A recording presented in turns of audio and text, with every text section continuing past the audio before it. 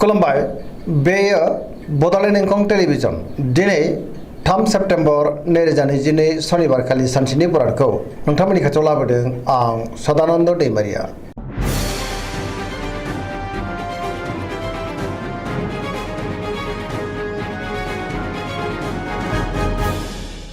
सिगां फरायनो लादों मेष राशि गिबि हांखो अ ल दिनैनि साना जोबोर मोजां बहाबा दावबायहैनो एबा हान्थिनो खाबु मोननो हागौ मोजाङैनो हान्थिनोबो हागोन मावनो लानाय खामानिखौ थि समावनो आरो गोरलैयैनो मावफुंनो हागोन गोसोखौ दिनै जोबोर गोजोननाय मोनगोन देहायाबो मोजाङैनो थागोन अब्लाबो नाथाय जानाय लोंनायाव सांग्रां जानांगोन बहानिफ्रायबा मोजां खौरां फैनोबो हागौ रांखावरियाव दिनै जोबोर मोजां आयआ बांगोन बेफार फालांगियावबो जोबोर मोजां होनजायो सोरबा लोगोनिफ्राय थोजासे हेफाजाब मोननो हागौ न'खराव बिसि फिसायनि गेजेराव अननानै फैगोन बिदा फंबायजों मोजां सोमोन्दो थागोन गुबुननि गोसोखौ गोरलैयैनो बोनो हागोन गोसोनि साननायफ्रा दिनै मोगथाङाव जाफुंनोबो हागौ गोसोनि बोलोआबो बांगोन समाजाव दिनै बयजोंबो अनसायजागोन सेंग्रा सिख्लाफ्रा बहानिफ्रायबा मोजां खौरां मोननो हागौ गोसोआ दिनै जोबोर खुसि जागोन पजिटिभ एनार्जिनि गोहोमबो गोग्लैगोन फरायसाफ्रा फरायनायाव गोसो दुंखांगोन आरो मोजां फिथाइ मोनगोन। वृष राशि गिबि हांखो इ उ ब दिनैनि साना जोबोर मोजां गोसोखौ दिनै जोबोर गोजोननाय मोनगोन गोसोनि बोलोआ बांगोन मावनो लानाय खामानिखौ थि समावनो आरो गोरलैयैनो मावफुंनोबो हागोन गियानाबो बांगोन समाजाव बयजोंबो अनसायजागोन रांखावरियाव जोबोर मोजां गोबां धोन आरजिनोबो हागोन बेफार फालांगियाव जोबोर मोजां होनजायो आयाबो बांगोन न'खराव बिसि फिसायनि गेजेराव अननानै फैगोन बिमा बिफानि अननाय आरोफोरखौ मोननो हागौ देहाया दिनै मोजाङै थागोन अब्लाबो नाथाय जानाय लोंनायाव सांग्रां जानाया गाहाम गुबुननि हेफाजाबखौ दिनै थोजासे मोनगोन जायखि खामानि मावा मानो मोनफ्रोमबो खामानिखौनो मावफुंनो हागोन सोरबा लोगोनिफ्राय हेफाजाबखौ मोननो हागौ गोसोनि साननायफ्रा दिनै जाफुंगोन पजिटिभ एनार्जिनि गोहोमबो गोग्लैगोन धोरोमारि बिथिङावबो गोसो दुंखांगोन।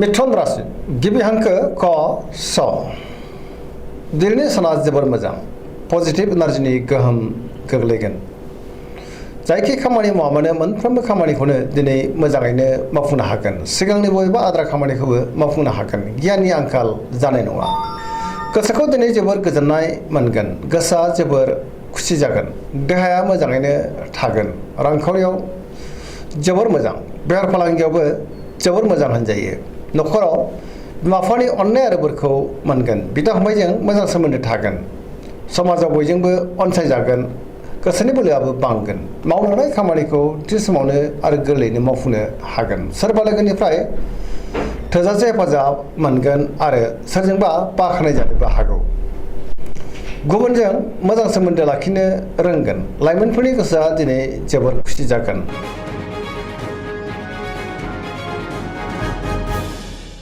कर्कट राशि गिबि हांखो ड ह दिनैनि साना जोबोर मोजां गोसोखौ दिनै जोबोर गोजोननाय मोनगोन सोरबा लोगोजों बाख्नाय जानो हागौ गोसोनि साननायफ्रा मोगथाङाव जाफुंगोन गोसोआव पजिटिभ साननाय फैगोन गोथों आरो गोग्गो साननो रोंगोन गियाननि आंखाल जानाय नङा मावनो लानाय खामानिखौ थि समावनो आरो गोरलैयैनो मावफुंनोबो हागोन रांखावरियाव जोबोर मोजां बेफार फालांगियावबो जोबोर मोजां मुलाम्फा मोनगोन न'खराव बिसि फिसायनि गेजेराव अननानै फैगोन समाजावबो लोगो लेवा बांगोन देहाया दिनै मोजाङैनो थागोन गुबुननि हेफाजाबखौ मोनगोन जायखि खामानि मावा मानो मोनफ्रोमबो खामानियावनो जाफुंसारगोन बिमा बिफानि अननाय आरोफोरखौ मोननो हागौ समाजाव बयजोंबो अनसायजागोन आरो मान होजागोन फरायसाफ्रा दिनै फरायनायाव मोजां फिथाइ मोननो हागोन लाइमोनफ्रा जोबोर खुसि जागोन आरो पजिटिभ एनार्जिनि गोहोमबो गोग्लैगोन।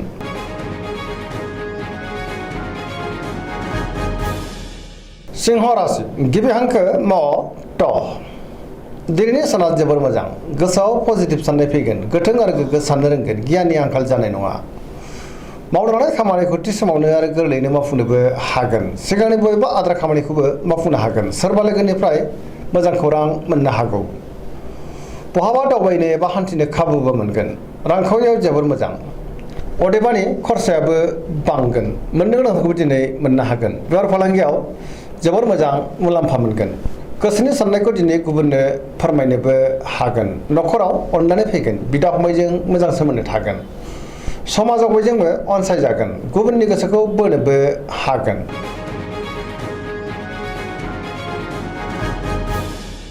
कन्या राशि गिबि हांखो प ट।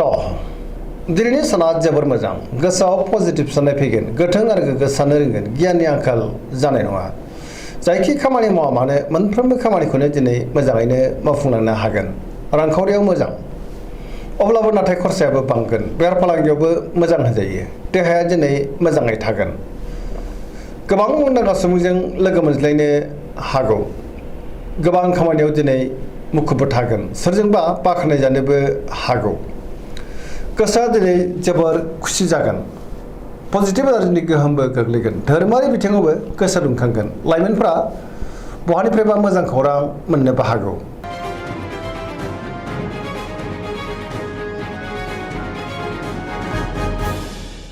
तुला राशि गिबि हांखो र ट।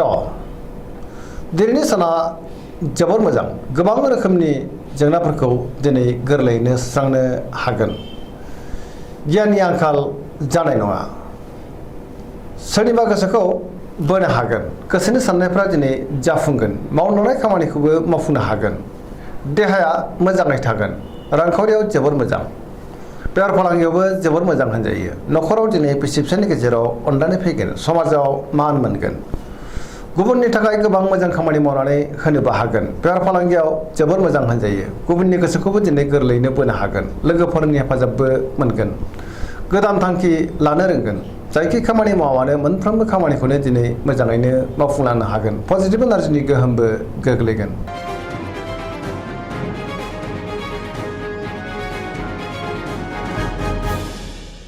वृश्चिक राशि गिबि हांखो न स। दिनैनि साना जोबोर मोजां, पजिटिभ एनार्जिनि गोहोम गोग्लैगोन। समाजाव लोगो लेवा बांगोन। सोरबा गोजाम लोगोजों बहाबा लोगो मोनज्लायनोबो हागौ। गोसोआव गोग्गो आरो गोथों साननाय फैगोन। गियाननि आंखाल जानाय नङा। मावनो हानाय खामानिखौ थि समावनो आरो गोरलैयैनो मावफुंनोबो हागोन। सोरबा लोगोनिफ्राय मोजां खौरां मोननो हागौ। गुबुननिफ्राय थोजासे हेफाजाबबो मोनगोन। गोसोनि साननाया मोगथाङाव जाफुंगोन।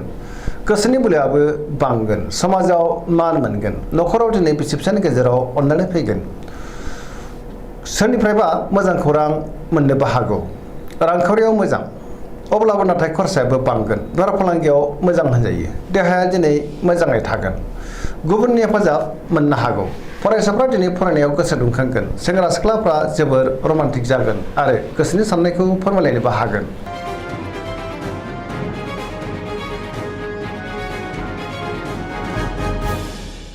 धनु राशि गिबि हांखो ढ फ भ। दिनैनि साना जोबोर मोजां, गोसोखौ दिनै जोबोर गोजोननाय मोनगोन। मावलांनाय खामानिखौ थि समावनो आरो गोरलैयैनो मावफुंनोबो हागोन। माबा नङा माबा मोनसे मोजां खौरां मोननो हागौ। गोसोनि साननायफ्रा दिनै मोगथाङाव जाफुंगोन। रांखावरियाव दिनै जोबोर मोजां।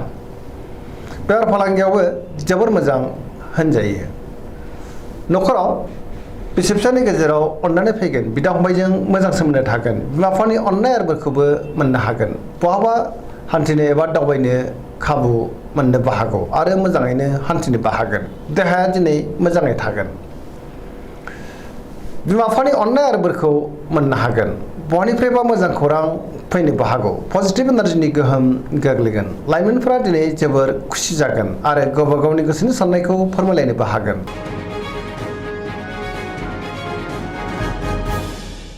मकर राशि गिबि हांखो ख ज। दिनैनि साना जोबोर मोजां, गोसोनि साननायफ्रा दिनै मोगथाङाव जाफुंनो हागौ। मावनो हानाय खामानिखौ मावफुंनो हागोन। रांखावरियाव मोजां। बेफार फालांगियावबो जोबोर मोजां होनजायो। गोबां आय जागोन। न'खराव बिसि फिसायनि गेजेराव अननानै फैगोन। बिदा फंबायजों मोजां सोमोन्दो थागोन। गुबुनजों मोजां सोमोन्दो लाखिनोबो रोंगोन। लाइमोनफोरनि गोसोआ दिनै जोबोर खुसि जागोन आरो गावबा गावनि गोसोनि साननायखौ फोरमायलायनोबो हागोन। मोनफ्रोमबो खामानिखौनो दिनै मावफुंलांनो हागोन।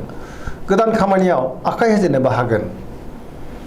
सोरजोंबा बाख्नाय जानो हागौ। सेंग्रा सिख्लाफ्रा गावबा गावनि गोसोनि साननायखौ फोरमायलायनो हागोन आरो बहानिफ्रायबा मोजां खौरांबो मोननो हागौ।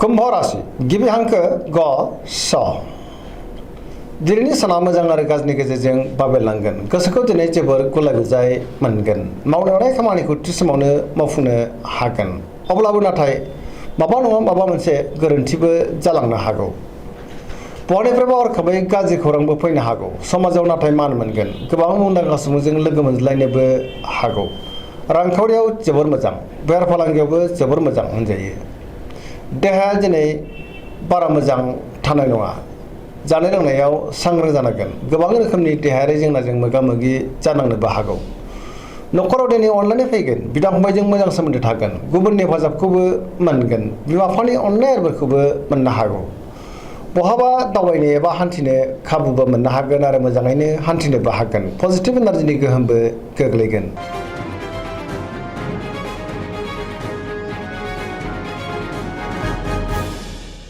मीन राशि गिबि हांखो ड स दिनैनि साना जोबोर मोजां गुबुननि थाखाय गोबां मोजां खामानि मावनानै होनोबो हागोन गोसोआव पजिटिभ साननाय फैगोन गोथों आरो गोग्गो साननो रोंगोन गियाननि आंखाल जानाय नङा मावनो लानाय खामानिखौ थि समावनो मावफुंनो हागोन सिगांनि बबेबा आद्रा खामानियाबो दिनै मावफुंजानो हागौ देहाया मोजाङै थागोन रांखावरियाव मोजां बेफार फालांगियावबो मोजां अब्लाबो नाथाय खरसायाबो बांगोन न'खराव बिसि फिसायनि गेजेराव अननानै फैगोन सोरजोंबा बाखनाय जानोबो हागौ सेंग्रा सिख्लाफ्रा जोबोर रमान्टिक जागोन आरो गावबा गावनि गोसोनि साननायखौ फोरमायलायनोबो हागोन दिनैनि राशि फरायथिना एसेनोसै जोबनायाव बेखौनो खावलायो जाहाथे नोंथांमोना सानफ्रामबो जोंनि बे बड'लेण्ड इंखं टेलिभिजनखौ नायबाय थायो आरो साबस्क्राइब खालामो लोगोसे लाइक खालामो आरो शेयार खालामो एसेनोसै गोजोन्थों।